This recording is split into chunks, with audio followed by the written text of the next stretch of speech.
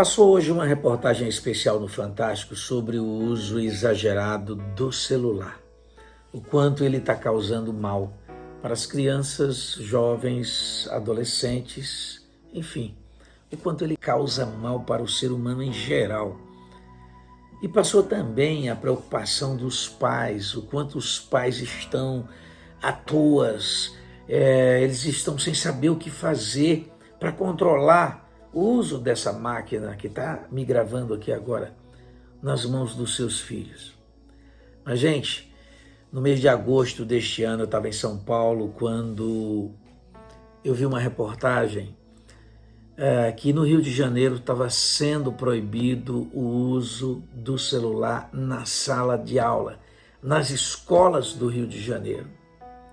Se eu tivesse uma caixa de fogo naquele dia, eu teria soltado.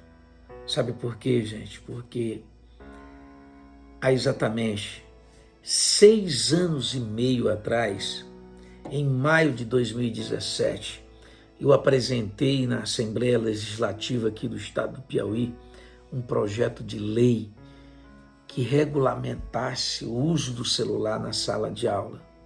Eu estava atuando como deputado estadual pelo estado do Piauí e apresentei um indicativo de projeto de lei para que o celular fosse proibido na sala de aula e que fosse usado exclusivamente, não era para os alunos deixarem de levar os seus celulares para as escolas, e sim para não usar durante a aula e que fosse usado com permissão do professor, para fins pedagógicos. Enfim, foi um projeto de lei que dividiu opiniões na época e infelizmente não foi para frente, não houve interesse do governo.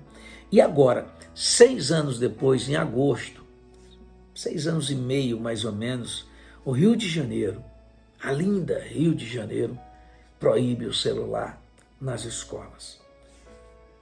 E agora, vamos voltar para a reportagem do Fantástico.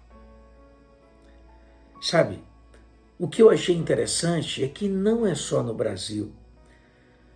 O que a reportagem transmitiu para a gente é que isso vai se expandir, não vai ser só Rio de Janeiro. Eu acredito que já tem algumas outras cidades no Brasil, algumas escolas, e tem nos Estados Unidos. Inclusive, passou a reportagem com um advogado que está sendo advogado de 200 famílias, processando a Meta, processando o Facebook, jogando a culpa ali para as redes sociais, para a internet, na realidade. Quando essa mesma reportagem também falou que isso vai se expandir pelo mundo inteiro. Ou seja, aquilo que eu estava batendo numa tecla há 6 anos e meio, em maio de 2017, está virando realidade, está preocupando as pessoas.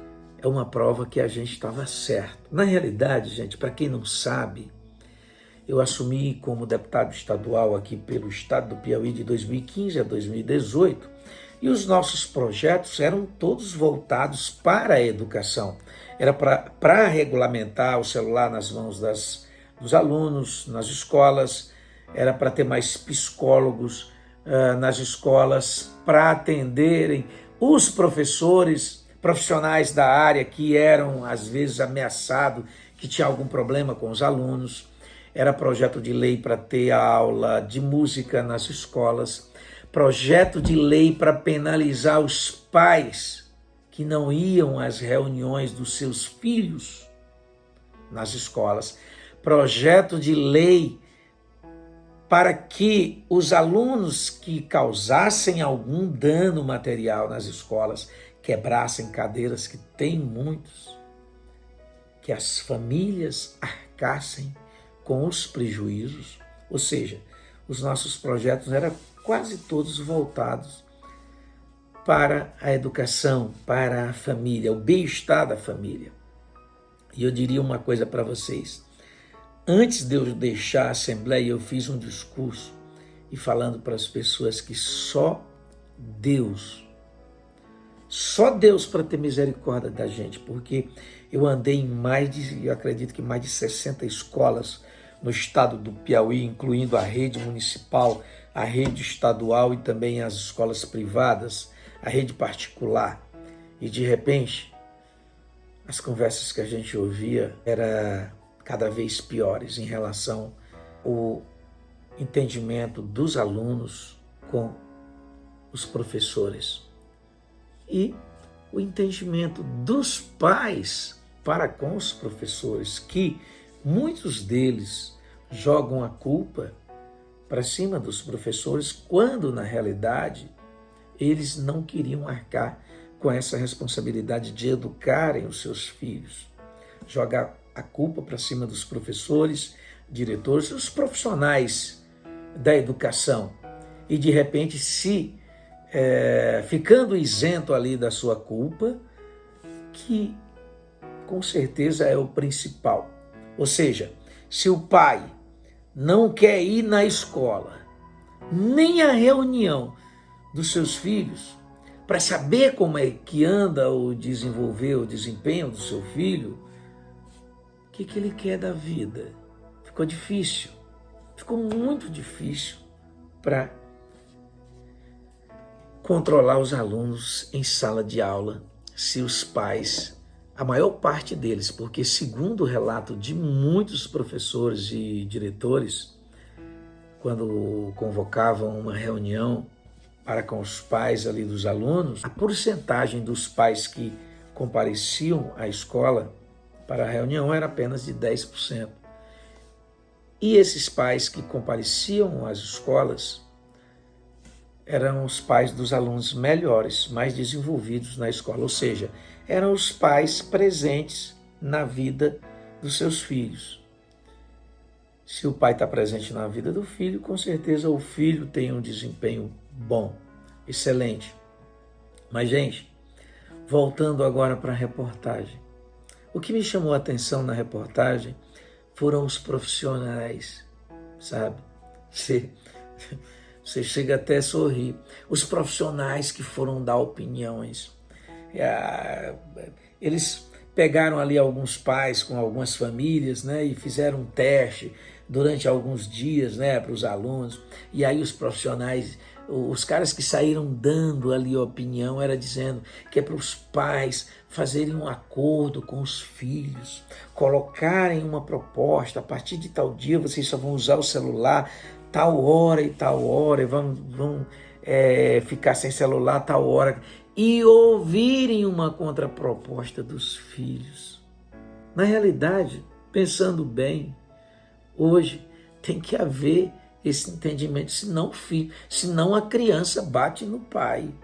Se o pai vier aqui, por isso que passam as mães chorando, dizendo que não controlam, não sabe, o pai dizendo que não sabe o que fazer. Por quê? Porque se for bater de frente com o filho, ele enfrenta o pai, ele até bate, ou se tranca, ou dá depressão, ou tem um outro tipo de problema, ansiedade, ou seja, está muito difícil para se criar filho. Mas vocês, pais de famílias, está difícil nas escolas, está difícil na rua, está difícil na sociedade e está difícil dentro de casa. Mas eu diria para vocês, o único apelo é a casa. É em casa, é no lar. É vocês tomarem as rédeas dos seus filhos, é controlar. Mas quando ele está pré-adolescente, ali 10, 12 anos, e entra na adolescência, fica difícil de controlar. O conselho que eu vou dar aqui, a dica que eu vou dar aqui, são para os pais que têm filhos pequenos. Olha, ensinem seus filhos a darem a bênção. Ensinem seus filhos a respeitarem vocês. Ensinem seus filhos a chamarem vocês de senhor, de senhora. Ensinem seus filhos a dar bênção quando for dormir, quando levantar de manhã, a chamar os seus avós de senhor, de senhora, fazer uma oração antes de dormir, fazer uma oração quando acorda, fazer uma oração antes das refeições, fazer uma oração depois das refeições. Levem seus filhos numa igreja, pelo menos uma vez por semana. Não deem aparelhos de celular, não deem tecnologia para os seus filhos com meses, com 1 ano, 2 anos de idade. Tem o tempo limitado. Procure um especialista. Na internet tem tudo isso. A partir de que idade eu devo dar um celular nas mãos do meu filho? Tem tudo isso na internet. Você tem que se dedicar. Você tem que ter tempo para isso. Isso chama o tempo de qualidade, que é aquele tempo que você vai dedicar. A partir do momento que você para e vai pesquisar de como educar seu filho, o que fazer para educar seu filho, ali é o tempo de qualidade. É o tempo que você vai estar com ele, que você vai estar brincando com ele, sem ser com o smartphone na mão. Então, procure esse tempo. É o tempo mais bem gasto da sua vida. É o tempo que você vai dedicar ao seu filho. Procure brincar com ele, procure brincadeiras, jogo de bola, sei lá, em casa, esconde-esconde, faz qualquer coisa. Mas evitem a tecnologia, porque a partir do momento que você cria o seu filho, vendo na tela do computador, na tela do celular ou qualquer outro tipo de tela, na tela da televisão, a partir desse momento que você habitua ele ali, no dia que você tirar isso dele, ele chora, ele esperneia. E quando ele for crescendo e você tirar isso dele, ele vai se isolar, ele vai se trancar, ele vai ter ansiedade, ele vai ter depressão, ele vai ter estresse, ele vai ter tudo quanto é de ruim. Então, tempo de qualidade. Só tem uma maneira de você fazer o seu filho te obedecer. Só uma. É você ensinando ele a te amar. É você ensinando ele a gostar de você de verdade. O filho só respeita o pai. O filho ou filha só respeita a mãe quando existe amor entre os dois. E para que exista amor entre os dois, tem que ter tempo. Você tem que determinar tempo para os seus filhos. Tempo é tempo para pesquisar, é tempo para brincar, é tempo para tudo. Tempo para dedicar ao seu filho, ok? E olha, eu vou provar, eu sei que vai ter gente aí que vai dizer, tá com conversa fiada. Eu vou estar colocando trecho dos meus projetos aqui para vocês. Não é que eu queira entrar na política, não, porque o meu tempo na política já passou, já foi. Foi apenas um aprendizado, uma faculdade. Hoje eu estou dedicando a minha carreira e a minha família. Para mim entrar na política, vão ter que me pagar caro, né? Mas enfim, é brincadeira, gente. A gente tem que ficar ligado no que está acontecendo no país. Inclusive o ano que vem é ano de eleição, a gente tem que estar por dentro disso.